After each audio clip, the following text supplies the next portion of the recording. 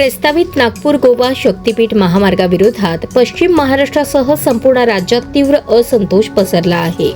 या जनविरोधी आणि विनाशकारी महामार्गाच्या विरोधात आज शनिवार 18 जुलै रोजी पंढरपूरमध्ये सर्वपक्षीय नेते, शेतकरी आणि वारकऱ्यांनी एकत्र येत शक्तीपीठ विरोधी संघर्ष समितीच्या वतीने भव्य सद्बुद्धी दिंडीचे आयोजन केले होते।